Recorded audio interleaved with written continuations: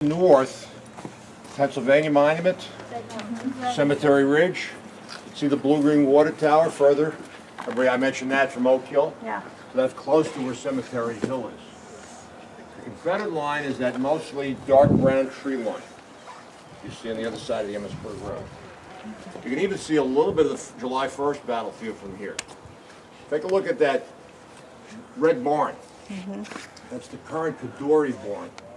If you look on the left side of it, but in the distance, you can see the modern-day church that sits along Seminary Ridge. And if you look to the right of that, and behind it, you'll see a bit of a hill. A tannish thing sticking up in the corner is the Peace Light, which is over 4 miles from here.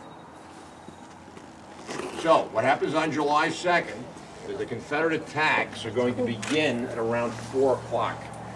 The Devil's Den is struck first, perhaps a little bit before 5. Since General Meade can't be every place, he sends a personal representative here.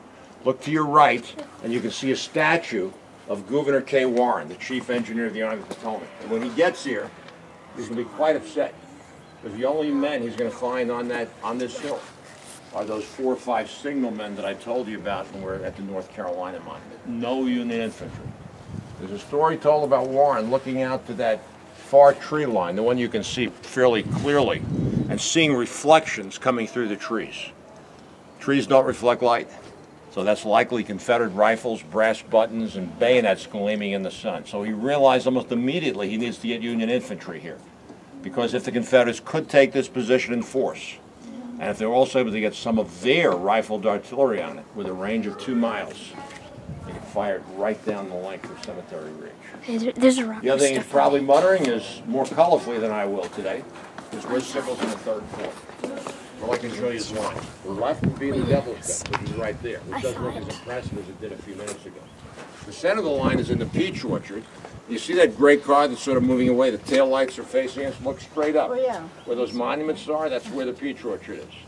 And if you look down to the right along the Emmitsburg Road, where that single car is heading, those monuments that you see out there are all 3rd Corps monuments. He should have been holding a position to our north.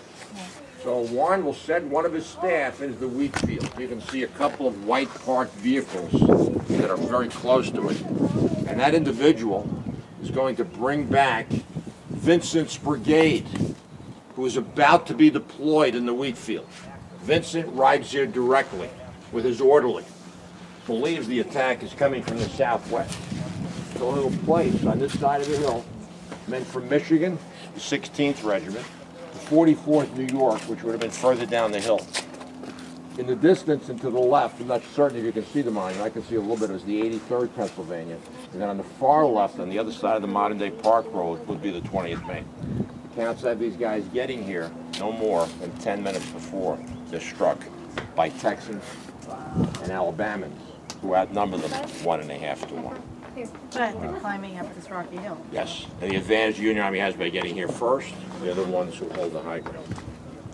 Later artillery is brought up. Those guns that you see there are Union. That's primarily Hazlett's battery. The problem with Little Round Top is an artillery position facing west. Notice it drops off pretty sharply here, so it's not a gently sloping hill. So they're firing over their heads, primarily as psychological weapons. Later, when Benning's Georgians sees the Devil's Den, this artillery keeps them pinned down. And then on July 3rd, the stone walls are built because they're anticipating another Confederate attack. But the attack will be to our north. So 2 of those artillery pieces are swiveled around. Notice the red barn again. Parts of Kemper's brigade, a Pickett's division, goes through that area, and some of them are getting hit by artillery fire as far south.